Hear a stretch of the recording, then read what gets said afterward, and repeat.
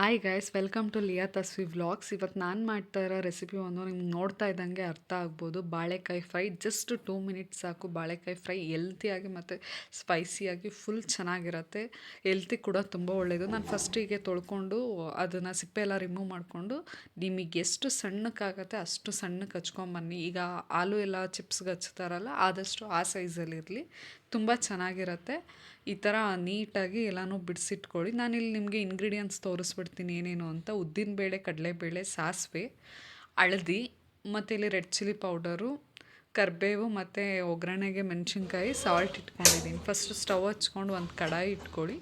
ನಿಮ್ಗೆ ಯಾವುದು ಆಯಿಲ್ ನೀವು ಯೂಸ್ ಮಾಡ್ತೀರಾ ಅದು ಒಂದು ಸ್ವಲ್ಪ ಜಾಸ್ತಿನೇ ಹಾಕಿ. ಅಂತ ಅಂದರೆ ನಾರ್ಮಲ್ ಒಗ್ಗರಣೆಗಿಂತ ಜಾಸ್ತಿನೇ ಹಾಕಿ.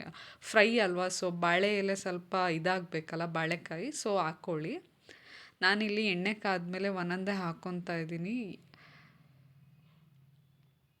ಫಸ್ಟು ಸಾಸಿವೆ ಹಾಕ್ಕೊಂಡು ಕಡಲೆಬೇಳೆ, ಉದ್ದಿನಬೇಳೆ ಹಾಕ್ಕೊಂಡು ಒಂದು ಸ್ವಲ್ಪ ಗ್ಯಾಪಲ್ಲಿ ಆಮೇಲೆ ಕರಿಬೇವು ಮತ್ತು ರೆಡ್ ಚಿಲ್ಲಿ ಹಾಕ್ಕೊತಾ ಇದ್ದೀನಿ. ಆದಷ್ಟು ನೀವು ಒಗ್ಗರಣೆ ಮಾಡಬೇಕಾದ್ರೆ ಲೋ ಫ್ಲೇಮ್ ಇಟ್ಕೊಂಡು ಇದು ಮಾಡಿ, ಇಲ್ಲ ಅಂತ ಅಂದರೆ ಒಗ್ಗರಣೆ ಮಾಡಿ. ಇಲ್ಲಾಂದರೆ ಏನಾಗುತ್ತೆ ಅಂತ ಅಂದರೆ ಬೇಗ ಸೀದೋಗೋ ಚಾನ್ಸಸ್ ಜಾಸ್ತಿ ಇರುತ್ತೆ, ಕಲರೇ ಚೇಂಜ್ ಆಗೋಗುತ್ತೆ.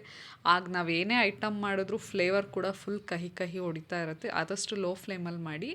ಇದಾದಮೇಲೆ ಸ್ವಲ್ಪ ಈ ಥರ ಫ್ರೈ ಆಗಿದ ತಕ್ಷಣ ಬಾಳೆನೂ ಹಾಕ್ಕೊಳ್ಳಿ. ಯಾಕಂತ ಅಂದರೆ ಬಾಳೆನೂ ಸ್ವಲ್ಪ ಮಾಗಿ ಫ್ರೈ ಆಗಬೇಕಲ್ವ, ಸೊ ಎಲ್ಲ ಮಿಕ್ಸಪ್ ಆಗಿ ಚೆನ್ನಾಗಿ ಫ್ರೈ ಆಗುತ್ತೆ. ಆಯಿಲ್ ಎಷ್ಟು ಅದಕ್ಕೆ ಎಲ್ಲ ಒಂದೊಂದು ಇದಕ್ಕೂ ಮಿಕ್ಸ್ ಆಗೋ ಥರ ಅದು ಅಂಟ್ಕೊಂಡಿರುತ್ತೆ, ಅದನ್ನು ಬಿಡಿಸಾಕಿ ಆದಷ್ಟು. ಅಂದರೆ ಒಂದಕ್ಕೊಂದು ಅಂಟ್ಕೊಂಡಿದ್ರೆ ಉಪ್ಪು ಖಾರ ಹಿಡಿಯಲ್ಲ. ಸೊ ಈ ಥರ ಆಯಿಲೆಲ್ಲ ಎಲ್ಲದಕ್ಕೂ ಆಗೋ ಥರ ಚೆನ್ನಾಗಿ ಫ್ರೈ ಮಾಡ್ಕೊಳ್ಳಿ.